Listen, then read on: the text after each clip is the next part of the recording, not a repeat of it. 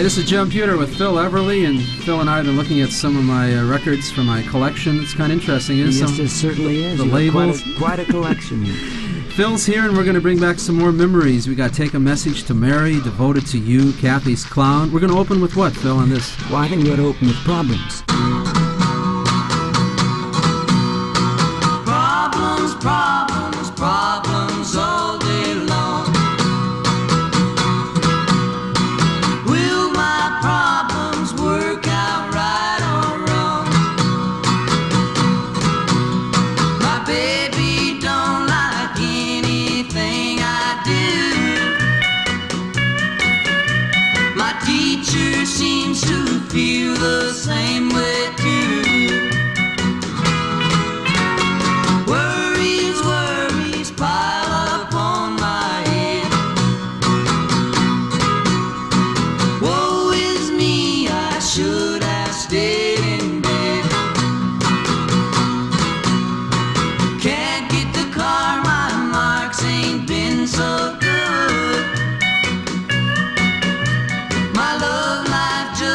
Swinging like it should.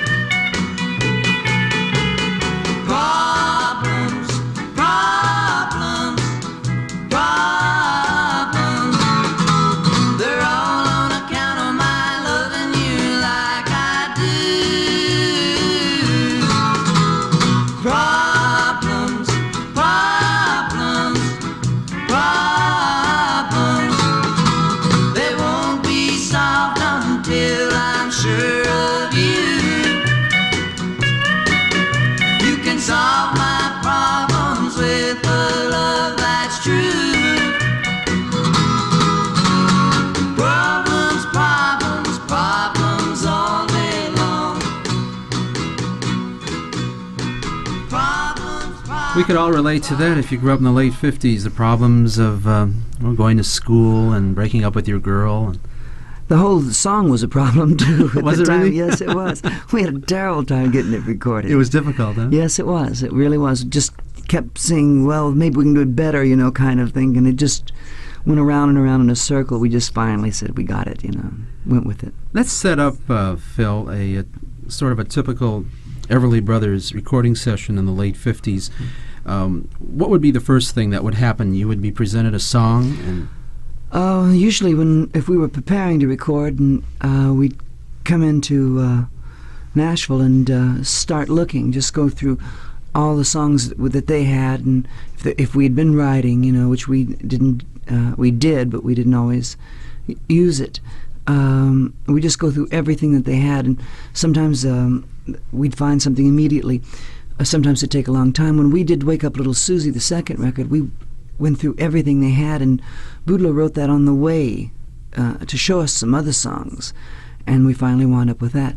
And Problems, he had specifically written this for us with the holes in it for the guitar and things like that. And so once we got the song settled and a sort of basic guitar arrangement and what would work harmonically, we just then called we basically used Chet Atkins and Hank Garland, Buddy Harmon, I'm going to forget, Ray Eddington, and a guy named Lightning Chance on bass, and Floyd Kramer on piano.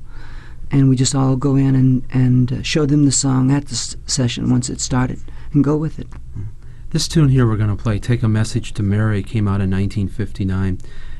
This was different at the time, this song. This was a effort where instead of it being sort of a flowing Nashville hit arrangement with just the musicians and Don and I, Archie Blyer, the producer, sort of applied some New York techniques to it because we were having, this one wasn't quite coming off, and it sort of got a little stiffer, I thought. What are some of the techniques used? Well, it's more of polished. It's more of a contrived instead of a flow, you know. These are the words of a frontier lad who lost his love when he turned bad.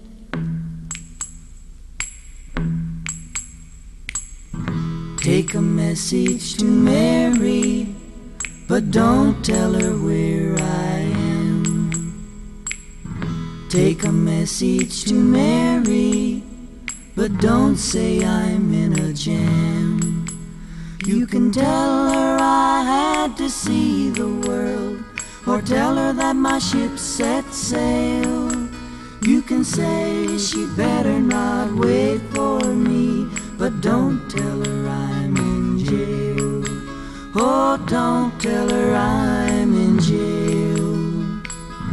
Take a message to Mary, but don't tell her what I've done. Please don't mention the stagecoach and the shot from a careless gun. You can tell her I had to change my plans and cancel out the wedding day. But please don't mention my lonely cell where I'm gonna pine away until my dying day.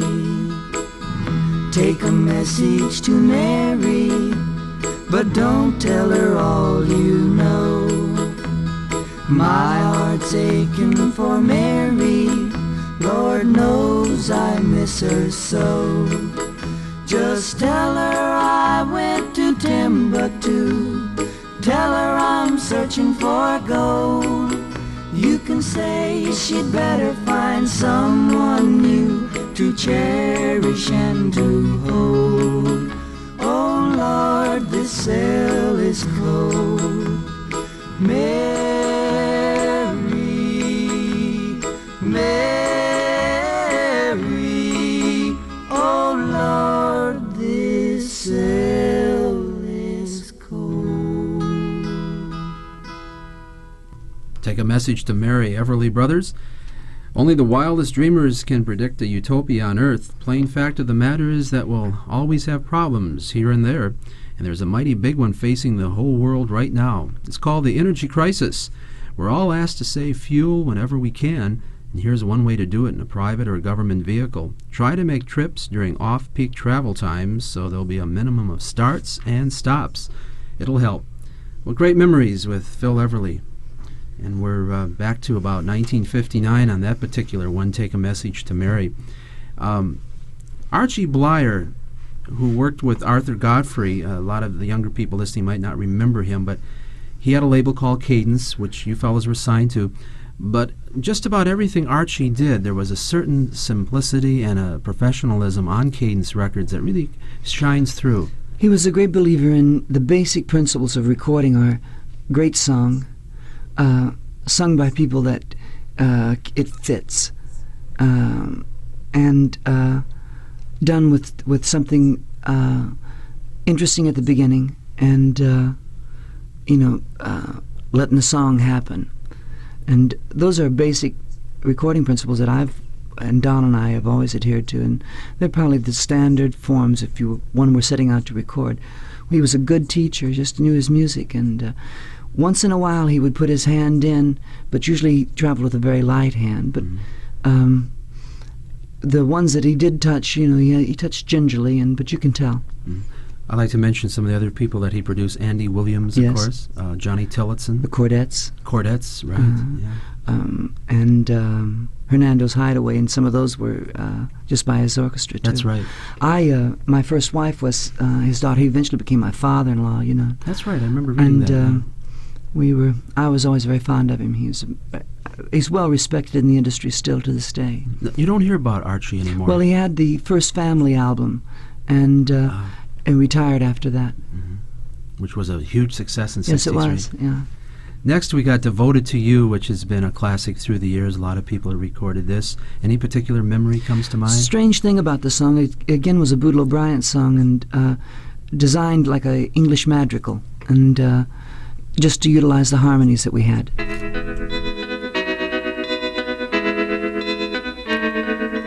Darling, you can count on me till the sun dries up the sea. Until then, I'll always be devoted to you. I'll be yours through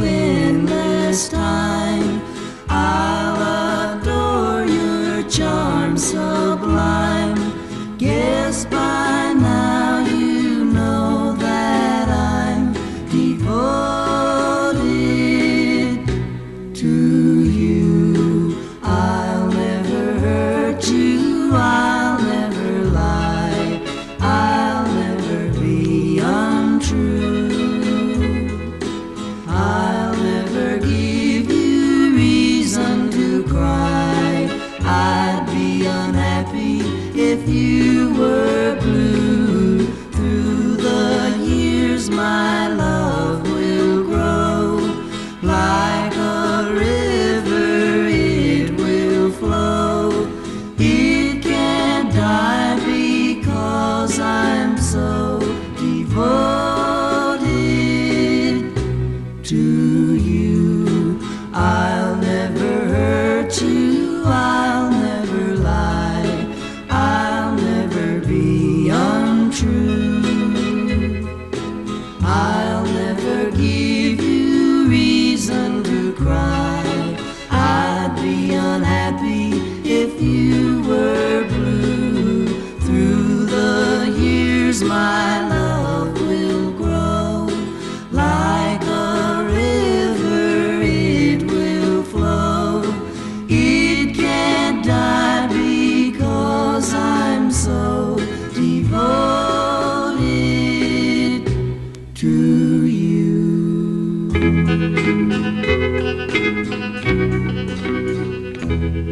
Devoted to You. Phil Everly is my guest of the Everly Brothers. And what great harmony. You guys, you hear records today by certain artists who sing together, and it doesn't have that tightness that you guys have. I think a lot of that's just the fact that physically that we were brothers, plus we were trained exactly the same way, by our father. I think all that contributed. And also you influenced the Beatles and the Byrds and so many groups. You really did. Well, it's always nice to hear and makes you feel real good, but I didn't invent it. I wish I had. I'd love to take better credit, but...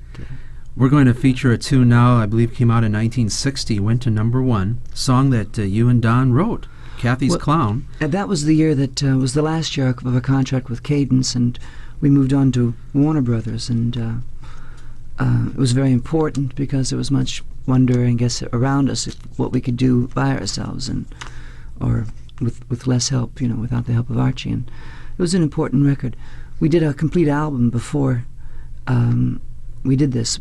Donald called me one evening and had written the chorus to Kathy's Clown and asked me what I thought, and it sounded real good to me. And we were in the midst of cutting an album. We needed a song, and we finished it off together. And I felt very confident about it when we walked out. It had a brand new drum sound to it that, in fact, hasn't been fooled with over the years. And just recently, there's been a couple of covers of it in England and a few other places, but they still don't mess with the drum sound, which is interesting. I think Paul Simon and James Taylor sang it on Saturday Night Live not too long ago. Is that right? I missed that. I didn't see it.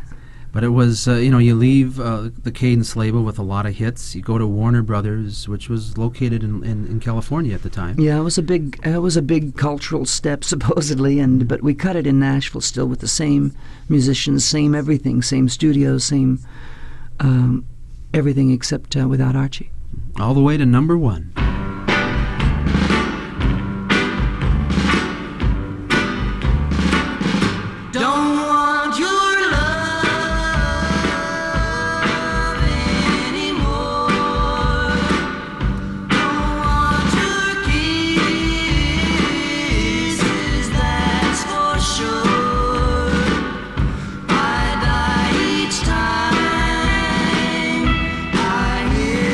Sound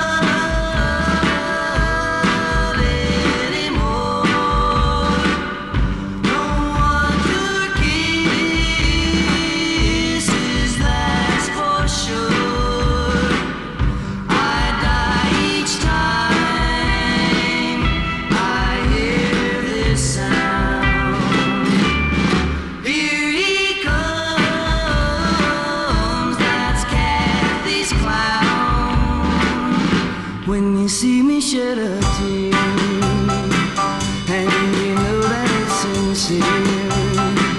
Don't you think it's kind of sad that you're treating me so bad, or don't you even care? Don't want your love anymore. Don't want your kisses, that's for sure. I die each time I hear this sound. Here he comes,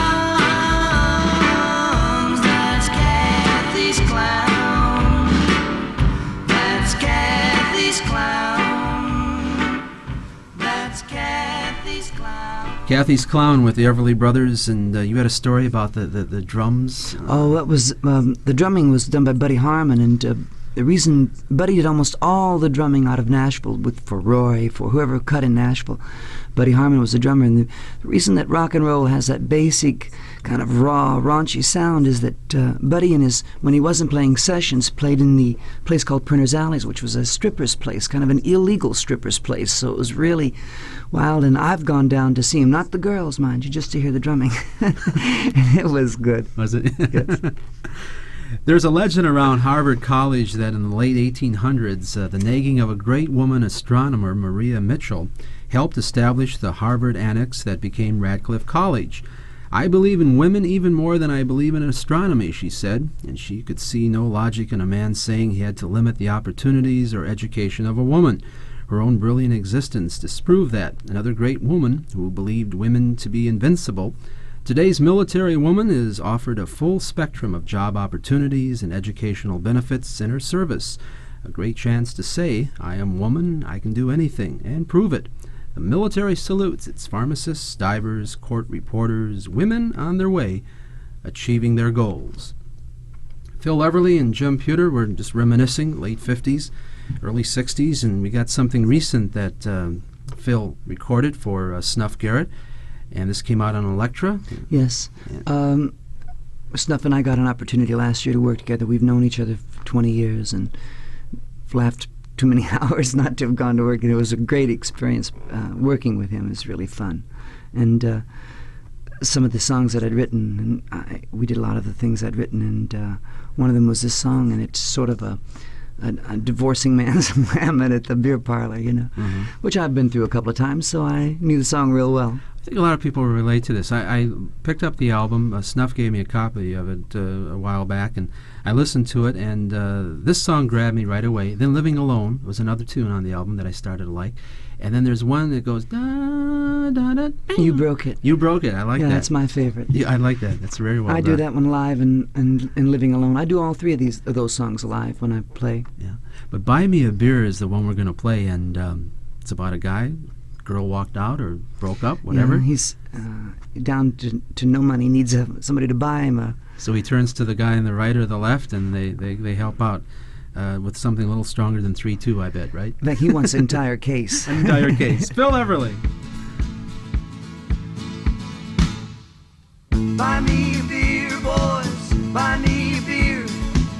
Here it is, Saturday night, and my baby, she's not here. And I got lonely, so slide me a case down here. Boys, won't you buy me a beer?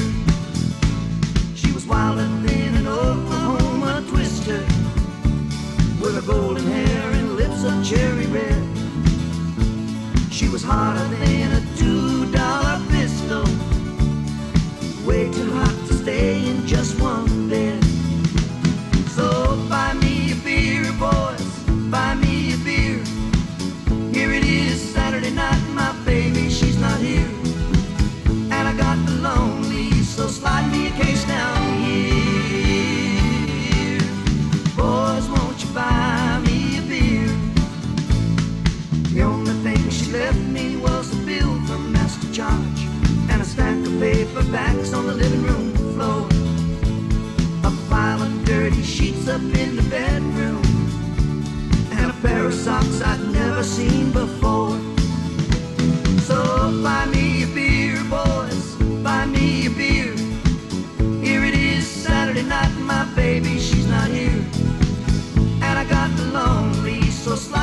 case down here. Boys, won't you buy me a beer? Buy me a beer, boys, buy me a beer.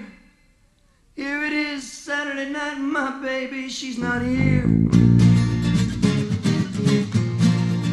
Oh, I got the lonely, so slide me a case down here. Boys, won't you buy me a beer? Buy me a beer, boys, buy me a beer. Here it is, Saturday night, and my baby, she's not here. And I got the lonely, so slide me a case down here. Slide me a case down here. I like that. You hear that. Must have been nuts when I wrote that.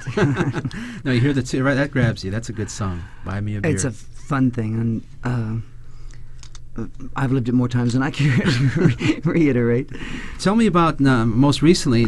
You've been working with a group and touring. Are you going to be doing some things throughout America and possibly overseas now? Well, I don't perform a lot. In fact, I hadn't up until last December played at all for about 3 years, and I just was persuaded into it and was very happy to got excited about it again. And I got a very good band, and a couple of the boys are men that toured with Don and I, and so I feel at home and it feels real good, and it's fun. And I get a chance to do and what I do most and enjoy most is doing songs that aren't even recorded, just brand new things I'm writing, and keeps the band alive and keeps me alive. It's fun. Let's talk just briefly about Don. How is he these days? Well, Donald is just recently came back from Europe with Emmylou Harris. He's touring and playing, and of course we haven't played together since '73, and don't expect to, unless it would be something I don't know about.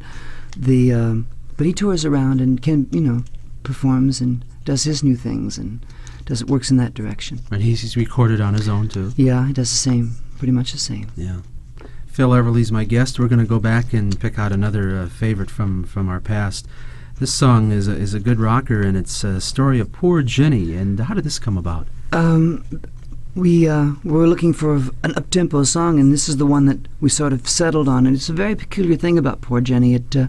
If you don't catch the first 3 or 4 lines, the story gets confusing, Mm-hmm. Let's listen real close.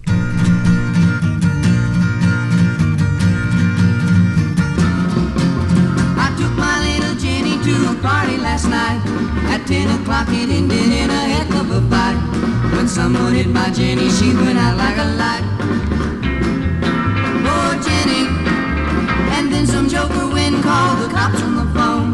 So everybody scattered out for places unknown. I couldn't carry Jenny, so I left her alone.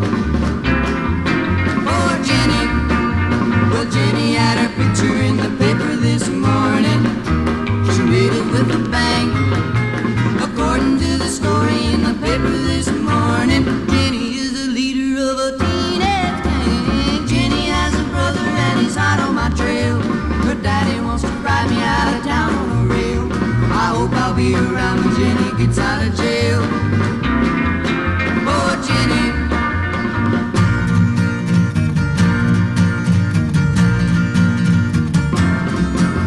I went downtown to see her, she was locked in a cell.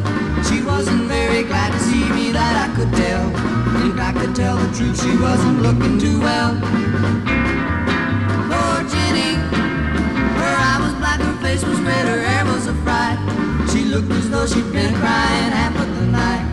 I told her I was sorry, she said get out of sight. Poor Jenny. It seems a shame that Jenny had to go get apprehended. A heck of a bait. This party was the first one she ever had attended.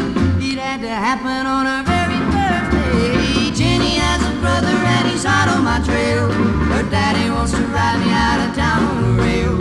I hope I'll be around when Jenny gets out of jail. Poor Jenny. That's Poor Jenny, Everly Brothers. That is different. It's a strange song. I'm hearing it again. I haven't heard it for years, and I wonder why we did it sometimes. I'd like the people to know that are listening to our show that Phil and I are sitting here. We're doing this live. It's not like, I went out and interviewed him somewhere at a club and then we spliced the music together. What you're hearing, we're hearing. And It makes it gives you a certain flow to reminisce like this, and to hear the songs myself after all these years. It's just kind of because contrary to popular opinion, I don't sit around and play them. But they are fun to hear. A lot of the artists I interview, I'll ask them if they have records, and some of them don't even have the recordings. I don't have a complete collection. I won't worry about it, but my two boys haven't asked to hear any lately, so I don't think I have a real problem. Everyone's talking about the rockabilly craze that swept England and starting to happen in America, and you and Don were part of that. And I thought we could, mention some people like there was Gene Vincent and Eddie Cochran. You worked with them, and yes. Buddy Holly and the Crickets. Yes. And Carl Perkins. Jimmy Bowen, Buddy Knox. Right. And, of course, the guy that started the whole thing as far as the rockabilly sound and became an international star, Elvis Presley. Did you ever meet Elvis, Phil? The only opportunity I had of meeting him was in Nashville. We met him backstage at the old Ryman Auditorium for the Grand Ole Opry. He was backstage, but wherever he went, he caused such a riot that it was a quick handshake and kind of a quick look in the eye. We all knew we were in the same. We weren't in the same boat. He was on a steamliner. We were in a rowboat by comparison. No, not really. No, Presley was the king, and always will be. I hate to hear even anything negative about him. Yeah, I agree. It's unnecessary and pointless.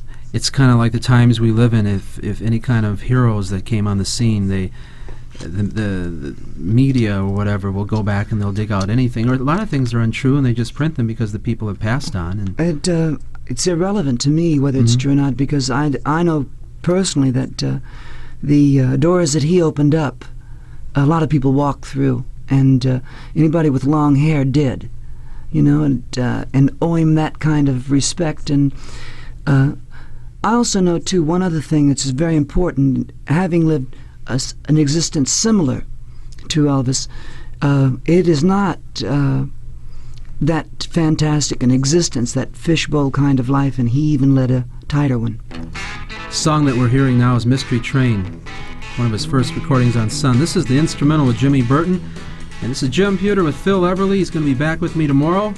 Some more great memories. You join us. Keep it straight ahead. Don't bunch up. Bye-bye.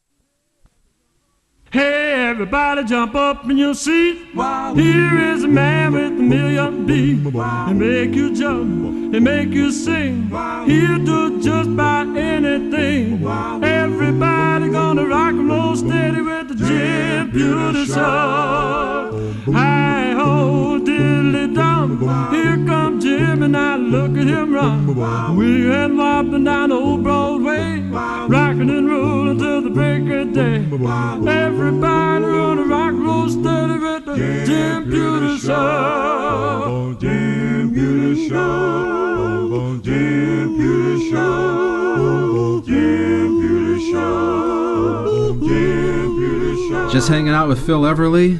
Boy, is that reminiscent of the streets in the 50s? Look at the kids we got outside waiting for your autograph, and you're all through. And we're going to bring back some more memories. And what do we want to open up this segment with, Phil? Well, we ought to pick something that fits old memories, and that's old-fashioned will do it.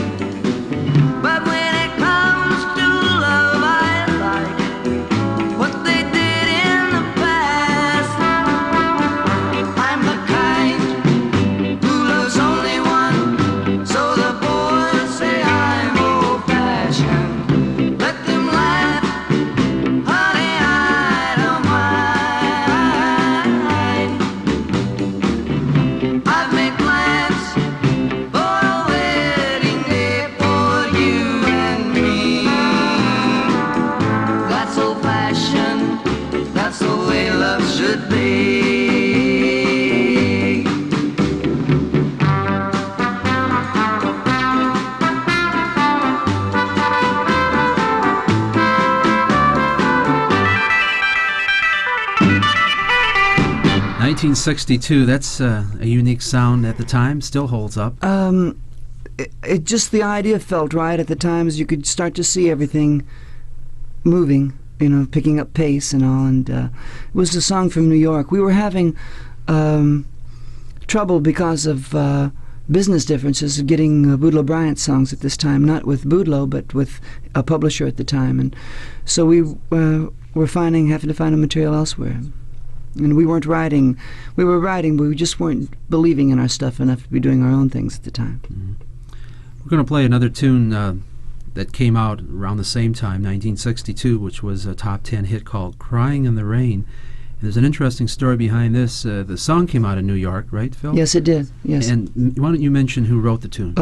This was written by Carole King, who people know, and another man named Howie Greenfield. I mean, Carole King, of course, is a girl, and a man named Howie Greenfield. And Howie Greenfield is not known, but Howie Greenfield has probably written more hits than almost all of the Connie Francis things with, I forget. Neil Sedaka. Neil Sedaka, right. Of course. And quite a few of Neil's hits. And just, it was interesting. When Linda Ronstadt recorded When Will I Be Loved, and Captain and Tennille had out Love Will Keep Us Together. Well, Howie Greenfield and I, we had dinner. And we had dinner at this restaurant. We were sitting there, and we had the 1 and 2 records in the country in both charts, you know. And it was funny. It was at the time mine was 1 and 1, and his was 1 and other. And of course, mine never went 1 to both of them. His did. He's just a great writer. Tremendous talent, really is. When I heard this is the only song they ever wrote together, it's the only song that, so they've batted 100%. Crying in the Rain.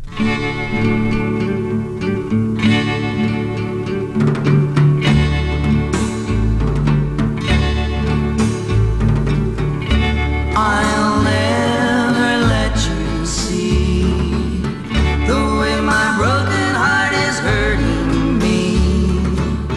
I've got my pride and I know how to hide all my sorrow and pain.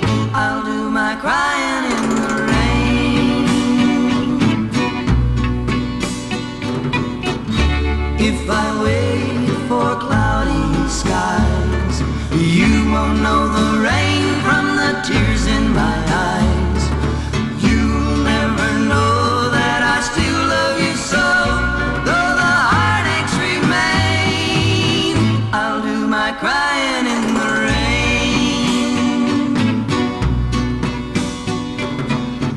Raindrops falling from heaven could never wash away my misery. But since we're not together, I look for stormy weather to hide these tears I hope you'll never see. Someday when my crying's done, I'm gonna wear a smile and walk in the sun. I may be a fool, but till then, darling, you'll never see me complain. I'll do my crying in the rain. I'll do my crying in the rain. I'll do my crying in the rain.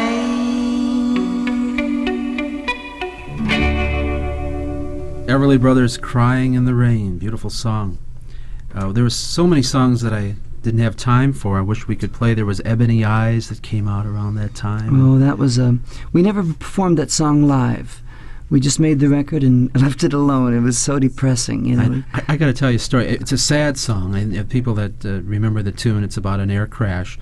But I got to tell you something that's kind of the opposite of Ebony Eyes, what it means. Anyway, I was working in a record store part-time when that came out, and a little boy about 10 years old came in one night, and it was about a half hour before closing, and he came up to me, had $1 in his hand, and he was looking at all the records, and then he came over to me and he says, "Do you have that record by the Everly Brothers?" And I said, "Which one?" He says, "Elbow Eyes." Elbow Eyes. And I said, "No, but we got Ebony Eyes." And he says, "Oh, that's the one." I played it for him. That was but I think of that, you know.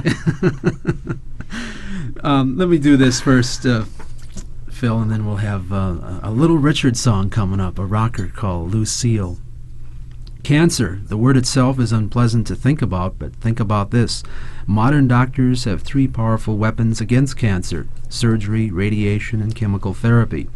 In each cancer case, the doctor chooses the treatment he thinks will be most effective. Chances for success are improved when the cancer is diagnosed at an early stage. When cancer is suspected, see your doctor. That's worth thinking about. It's amazing all the technology they have today, you know, with medicine. Well, I'm glad it's going to get even more so, which is wonderful. Mm-hmm. You know, that the way they're doing research and the way it's going, it's moving very fast, and it's great. That part of the movement of the speed of life is great. How's your health been through the years, Phil? I've been fine. I've been very lucky. I think it's just that Kentucky heritage, that old-time country background, you know, all those cornbread and beans and all that for a staple when I was a boy. I guess it just gave me a solid foundation.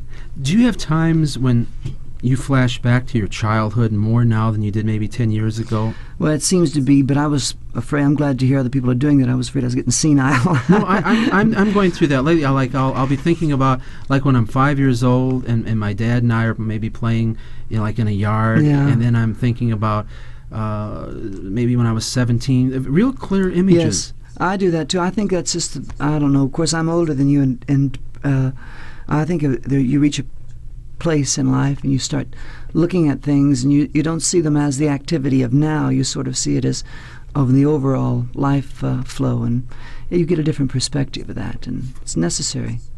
Let's get back to the music. One of your favorite rockers and mine was Little Richard. Wasn't he something? Oh, what a dream that was, huh? Yeah. I mean, you know, that first heard that, you could hear that coming over somebody's car radio, just scare you to death. I know. And then the pompadour hair and the foot on the piano.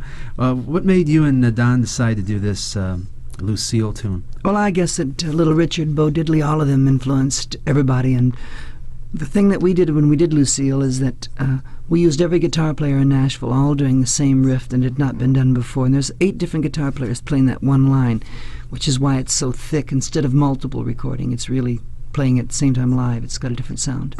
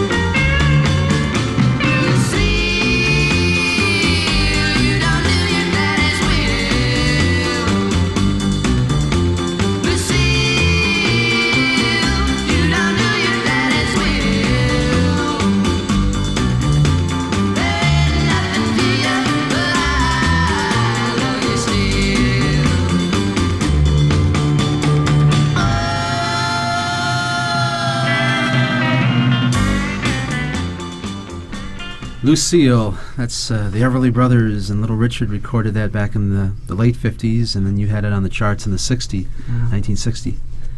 And we're just bringing back the good times, and to a lot of people listening, I'm sure every time they hear a tune that kind of brings back an image in their head, you know, of a girl they might have known by the name of Lucille, or there was a lot of songs about girls in those days. It seemed to be when Wake Up Little Susie, which sold more than Bye Bye Love. I think a big part of the sales were people that bought it for their daughters named Susie and played it in the morning, you know, to wake them up with like little girls, you know. There are times, like a very interesting story in the record industry about Paul Anka's Having My Baby. The sales picked up in September, which is the largest month for babies, you know. In fact, you can depend on somebody to give one a shower, that kind of thing. And then people will buy something that relates directly to people. But, you know, you said like a song will immediately throw you back into the circumstances you were with. And if it were with a girl that you've forgotten, you know, the song will put you straight back there, right in it. Right, and so will some old photos. If you, yes, you put them away for years and you yes. find them in the attic or the garage or whatever. It's something. Yeah. The next tune is Let It Be Me, and this has been recorded by a lot of people through the years. Yes, it has. It was originally a instrumental. We heard it originally as an instrumental on Chet Atkins' album.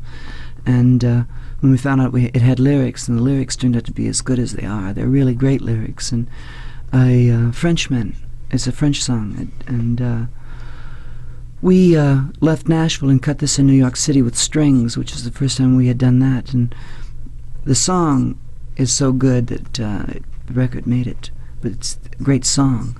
Phil Everly is my guest, and this is Let It Be Me.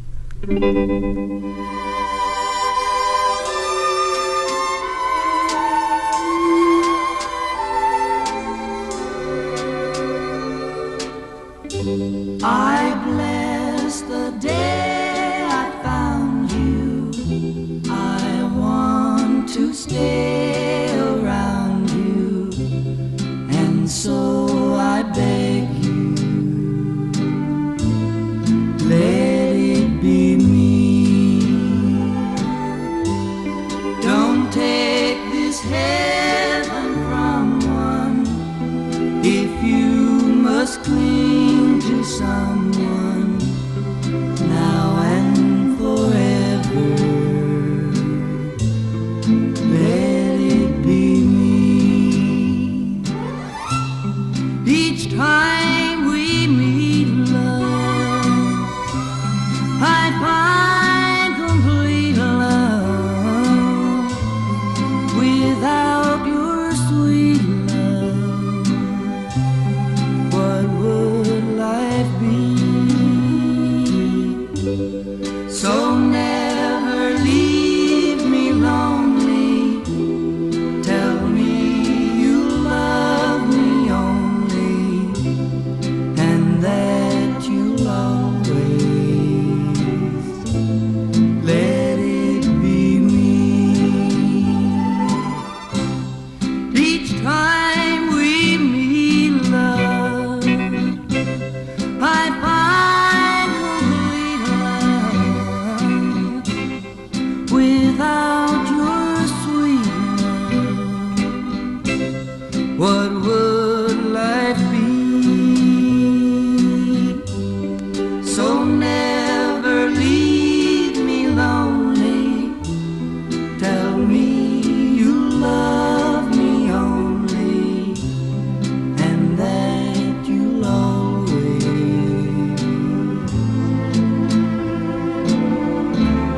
let it be me.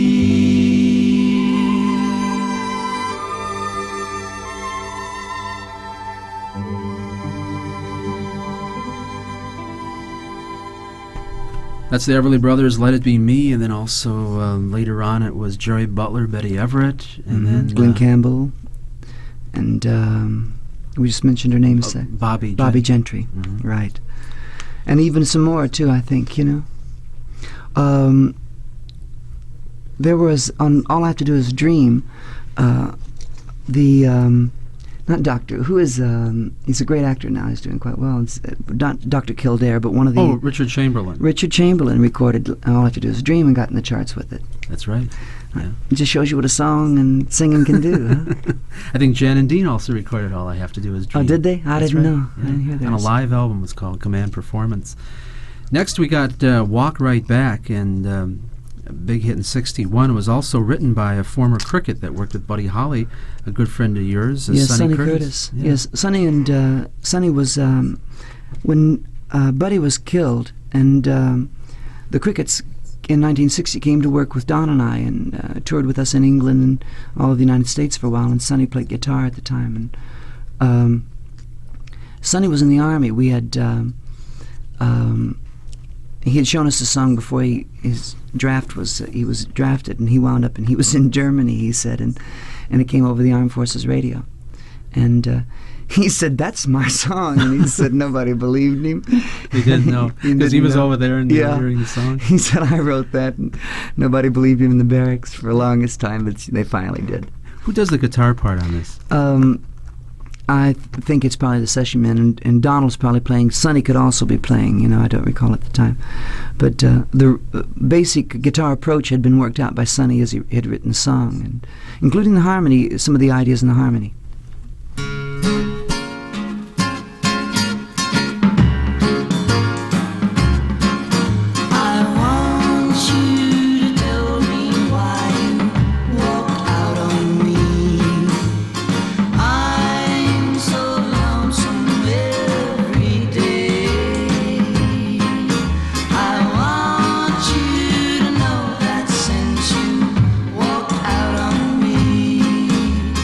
Nothing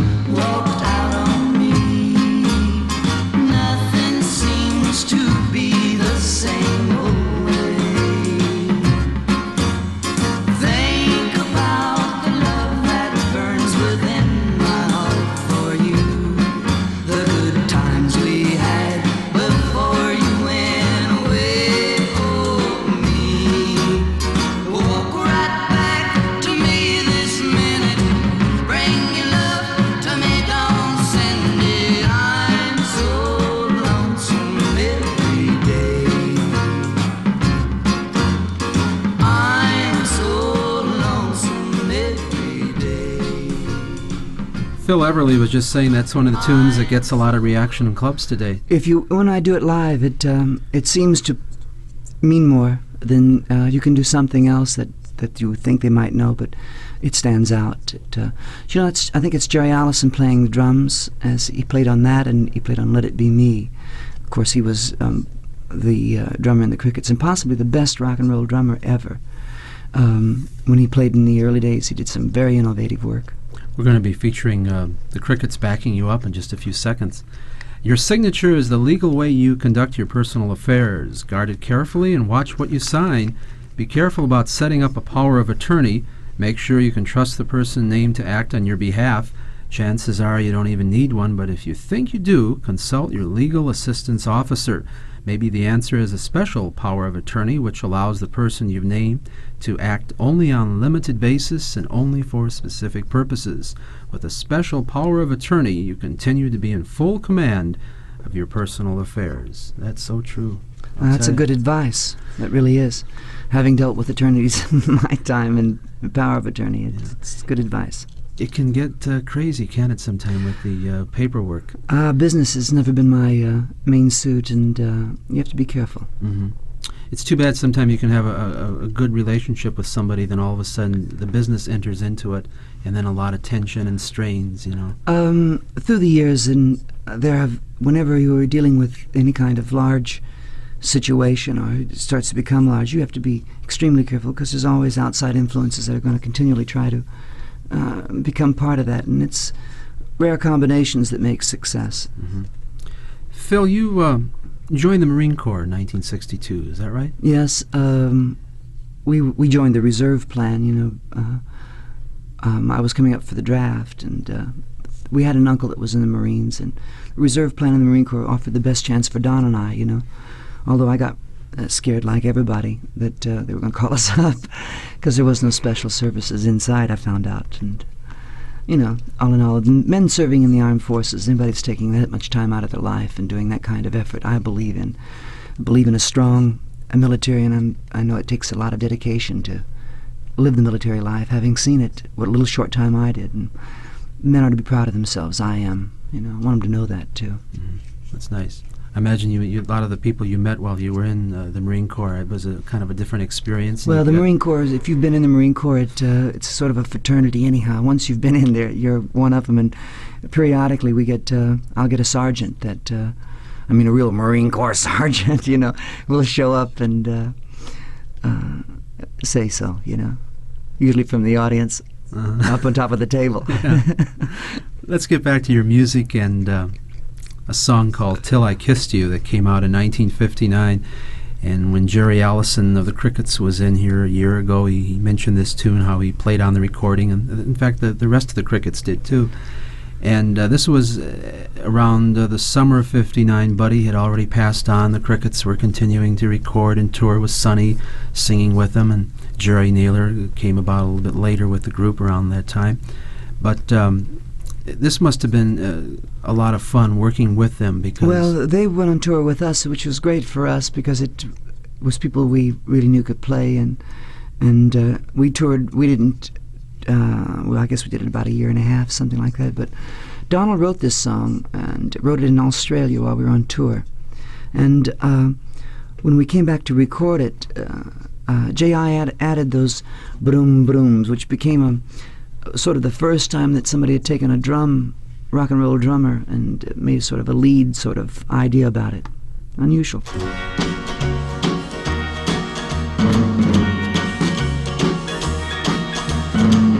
Never felt like this until I kissed you. How did I exist until I kissed you? Had you on my mind.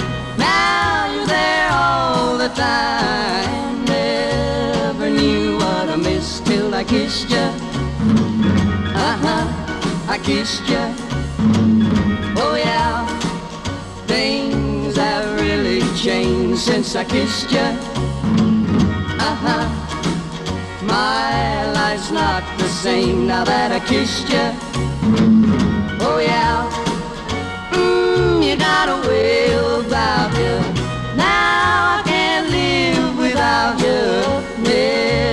never knew what I missed till I kissed you. I kissed you. Oh yeah. You don't realize what you do to me, and I didn't realize what a kiss could be. You got a way about you. Now I can't live without you. Never knew what I missed till I kissed you. I kissed you. Oh yeah. You don't realize what you do to me, and I didn't realize what a kiss could be. You got a way about you. Now I can't live without you. Never knew what I missed till I kissed you. I kissed you. Oh yeah, I kissed you. I kissed you. Oh yeah. That's the Everly Brothers and the Crickets, Until I Kissed You. We don't have much time left. We have to move out in about 25, 30 seconds.